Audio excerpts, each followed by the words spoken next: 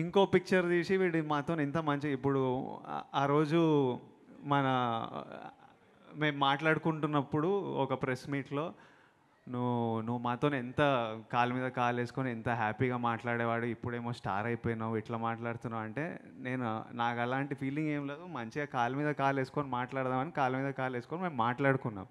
అదేదో తీసి ఇంకో రకంగా ప్రజెంటేషన్ చేసి ఇవి నేను కెరియర్ స్టార్టింగ్ నుంచి చూస్తున్నా. అది ప్రాబ్లం కాదు, అవన్నీ దాటి వెళ్తేనే మనం ఈ ప్రొఫెషన్కి వచ్చినామంటే ఎవడైనా ఒక స్థాయిలో కూర్చోవాలంటే ఇట్లాంటివన్నీ దాటి వెళ్తేనే కూర్చుంటాం. ఫ్రీగా ఎవడు రెడ్ కార్పెట్ వేసి తీసుకెళ్ళాడు. అండ్ ఇప్పుడు నన్ను కూడా బిగినింగ్ డేస్లో చాలా యాటిట్యూడ్ ఉంది అనుకునేవారు. నాకు ఎప్పుడు తెలిసిందంటే అది ప్రభాస్ చెప్పాడు ఒకరోజు. ప్రభాస్ ఏంటి నీ బాడీ లాంగ్వేజ్ ఇది ఇలా చూస్తావు ఈడెవడరా బాబు ఇంత యాటిట్యూడ్ అనుకునేవని భయ్యా అన్నాడు. అంటే నాతో క్లోజ్ అయ్యేంత వరకు ప్రభాస్కి ఈ ఫీలింగ్లో ఉన్నాడు. ఆర్యా సినిమా అయిపోయి మొన్న కథ గురించి మాట్లాడుతున్నప్పుడు కానీ ఆయనకు నేను అర్థం కాల. సో ప్రతి మనిషిని చూసే విధానం మేబీ ఇప్పుడు నేను ఉన్నప్పుడు నేను ఏదో ఆలోచించుకుంటూ నేను ఏదో ఉంటూ ఎలా ఉంటానో నాకు తెలియదు. నేను ఆలోచించిన ఆ టైంలో చూసే వాళ్ళకి అది డెఫినెట్గా కనిపిస్తుంది. ఇప్పుడు విజయ్తో నా జర్నీ ఆల్మోస్ట్ 5 years నుంచి నేను క్లోజ్గా చూస్తున్నాను. నిజంగా విజయ్కి యాటిట్యూడ్ ఉంటే నేను ఎప్పుడు వెళ్ళాలా, నేను అంటే నా జర్నీలో కూడా తనతో ఒకటి కంఫర్ట్ వర్క్లో కానీ చేస్తున్న దాంట్లో కానీ దీంట్లో అన్నీ కనిపిస్తున్నాయి కాబట్టి అన్నీ అబ్జర్వ్ చేసుకుంటే వెళ్తాం. నెక్స్ట్ది లైఫ్ అనేది కూడా నేర్పిస్తూ ఉంటుంది. రఘు నేను ఇప్పుడు 20 ఏళ్ళ నుంచి చూస్తున్నా, నేను ఎక్కడికి వెళ్ళి అక్కడి నుంచి నన్ను నువ్వు చూస్తున్నావు, ప్రతి ఒక్కటి ఏంటి లైఫ్ నేర్పిస్తూ ఉంటుంది. మనం అన్నీ నేర్చుకుంటే వెళ్ళాలి.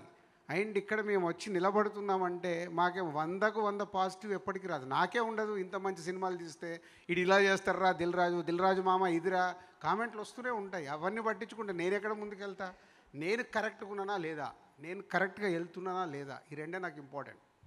అలాగే నీ పర్సన్ మనం ఆనెస్ట్గా నిజాయితీగా ముందుకెళ్తున్నప్పుడు దేని గురించి ఆలోచించవద్దు. మళ్ళీ మా సినిమాలే మాట్లాడాలి. ఎప్పుడు మాట్లాడతాయి? మా సినిమా రైట్ సినిమా మీకు ప్రేక్షకులకు అందించినప్పుడే మాట్లాడతాయి. మేము ఫెయిల్యూర్ తీసినప్పుడు మాకు పడుతూనే ఉంటాయి. పోనీ 100కి 100 ఏ స్టార్ హీరో దగ్గర నుంచి మనం చూసుకుంటూ వద్దాం హిస్టరీ, ఎవరు 100% సక్సెస్లు ఇక్కడ ఇవ్వలేరు.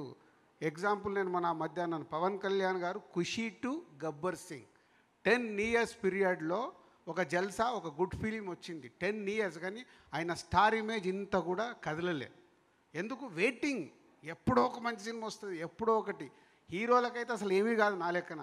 వాళ్ళు ఒకరోజు కొడతారు మళ్ళీ వెళ్తారు, కొడతారు వెళ్తారు, పడతారు లేస్తారు. వాళ్ళకు సమస్య కాదు, మాకు డేంజర్.